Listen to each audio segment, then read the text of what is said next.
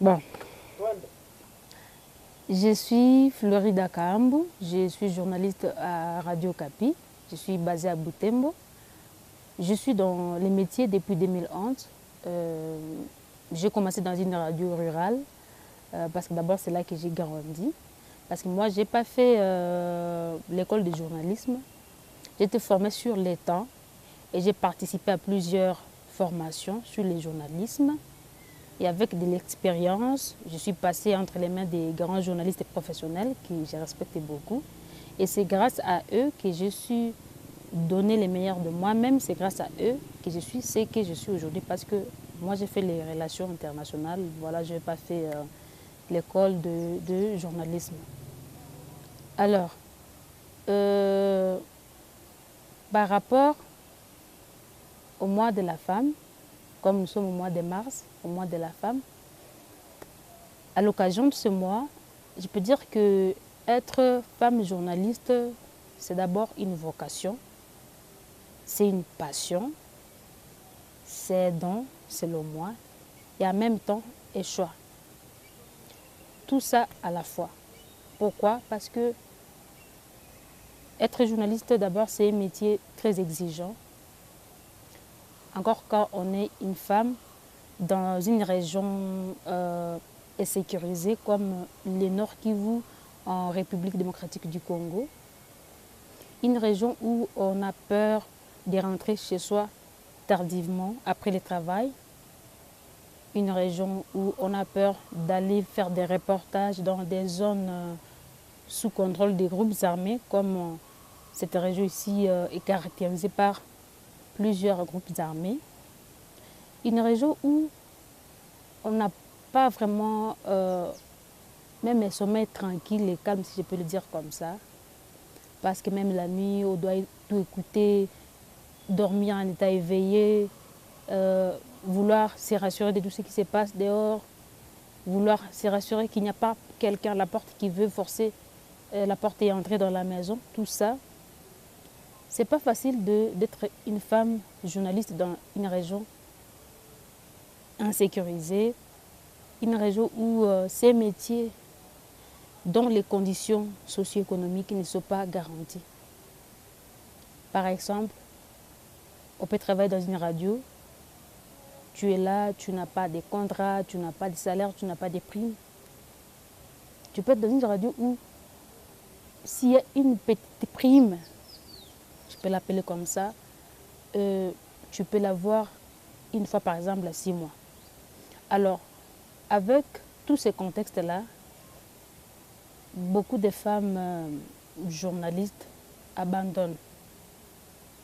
Vraiment, dans la région, les femmes journalistes sont moins nombreuses parce que il y a des femmes journalistes, surtout les jeunes femmes journalistes qui viennent de l'université. Elles viennent en ayant des rêves.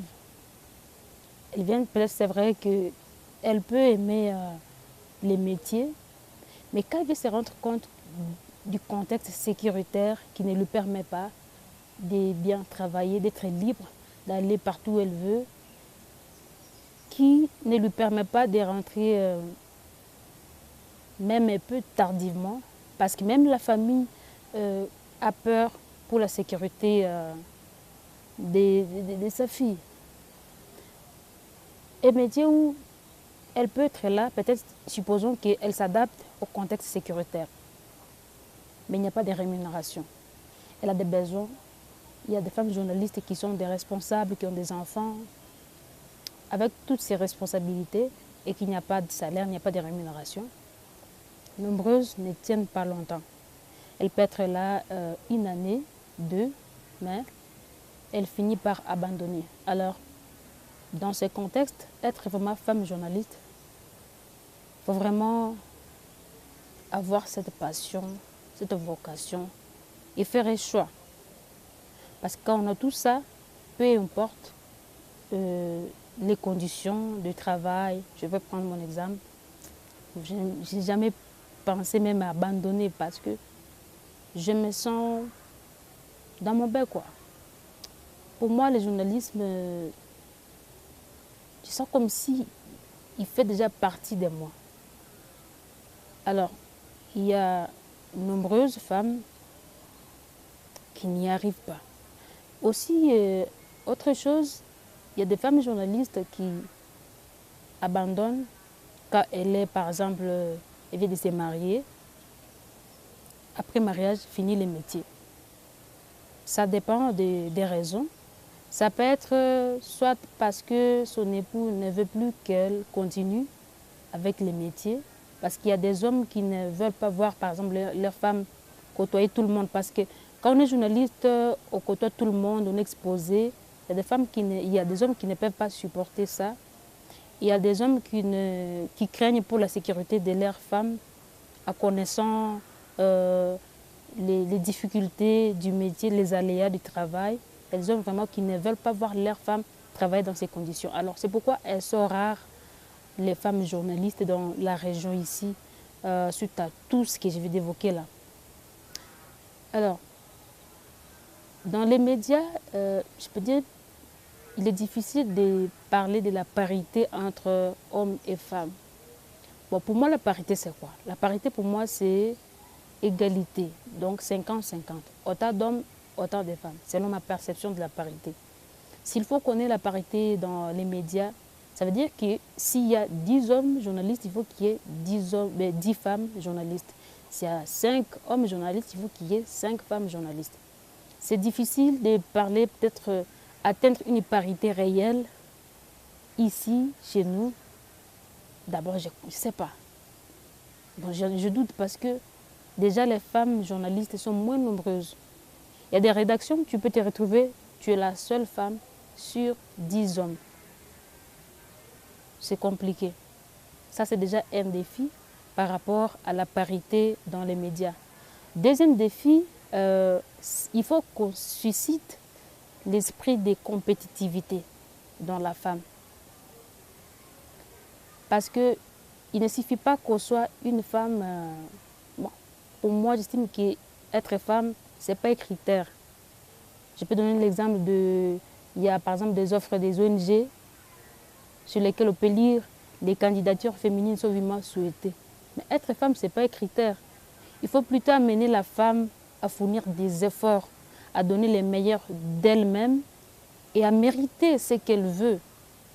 C'est ce qu'il faut dans les médias. S'il faut vraiment qu'on ait autant d'hommes, autant de femmes, par exemple, par rapport au poste de décision dans les médias, il faut qu'on suscite chez la femme l'esprit de compétitivité. Qu'elle apprenne, qu'elle fasse tout, qu'elle donne, qu'elle prouve qu'elle est capable de faire, d'assumer telle fonction, qu'elle prouve qu'elle est aussi compétente que l'homme. Pas seulement mettre une femme dans tel poste parce qu'elle est femme.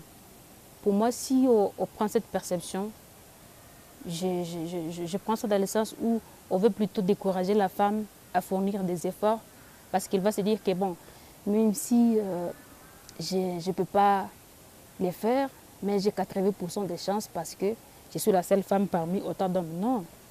Sinon, dans ces cas-là, on ne va pas produire des femmes capables, des femmes fortes.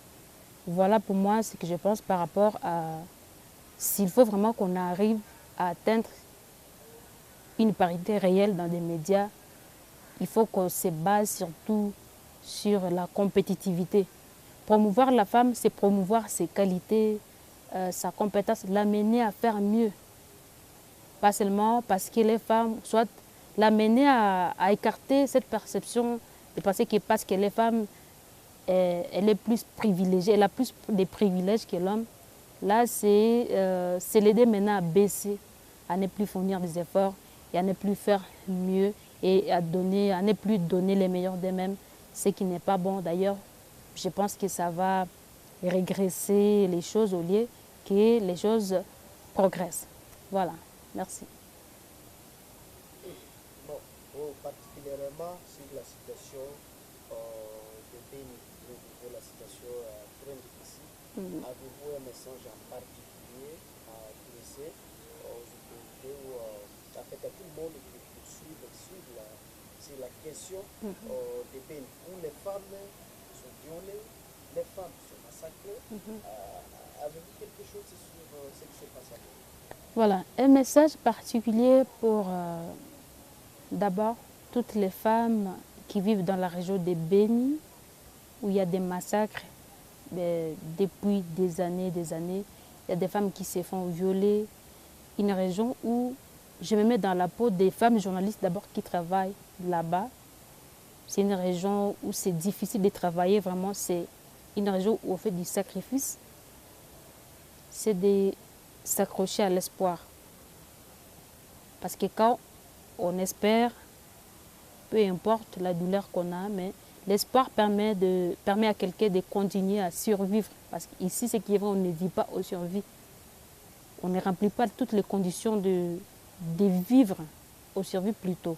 Alors, je les encourage, je leur demande de s'accrocher à l'espoir. Ça leur permettra de vivre encore un peu plus et de s'accrocher. Un jour, ça finira. Et pour les gouvernements, les autorités, on est fatigué. On a vraiment marre. Comment on peut faire des années? Imaginez-vous des enfants qui naissent aujourd'hui.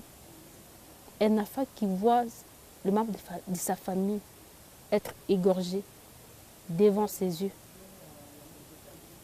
Un enfant qui a droit à une bonne vie comme tout le monde, mais il est là, il voit tous ses corps devant lui.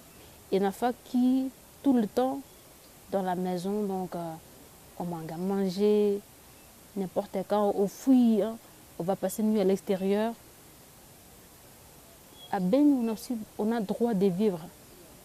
À Beni, on a aussi droit à la vie normale. À Beni, les femmes ont droit aussi de faire tout ce qu'elles veulent. Elles ont droit à la... Et puis c'est une région où on ne vit que de l'agriculture. Les femmes de Beni ont aussi droit d'aller au champ librement et puis fournir à manger et faire grandir leurs enfants. S'il vous plaît, à toutes les autorités compétentes, le gouvernement congolais, on est fatigué. Je ne sais pas c'est quelle région ou quelle partie du pays on peut supporter tout ce qui se passe à Beni. À Beni, on est aussi humain comme tout le monde. Si on a droit à la vie. Et d'ailleurs aussi à la communauté internationale d'intervenir, de quand même aider, de savoir que à Beni, on a aussi droit à la vie. Il faut quand même un moment se mettre à la place des populations de Beni. S'il vous plaît, on est fatigué de la guerre. Tu nais, pendant qu'il y a la guerre, tu grandis. Bon, finalement, on ne connaît pas la vie. Donc, on est toujours traumatisé. Pourtant, on n'est pas né pour ça. On est aussi des humains comme tout le monde. À toutes les mamans, je leur rends d'abord hommage. Toutes les mères, elles sont des héroïnes. Pour moi, je vois les mamans comme des héroïnes, surtout les mamans de la région, de la partie nord, de la province du Nord Kivu, les mamans de toute la province du Nord Kivu en RDC. Elles sont vraiment des héroïnes. Je dis hommage à toutes les mamans et je les encourage à faire mieux aller de l'avant et à s'accrocher malgré les douleurs, malgré les circonstances, malgré les difficultés, malgré la crise financière liée aussi au contexte sécuritaire. Et je les encourage à entreprendre, même si ça ne va pas un jour, tout ira bien. Je suis Florida Kahambu, je suis journaliste à la radio Capi et je suis basée à Butembo. Merci.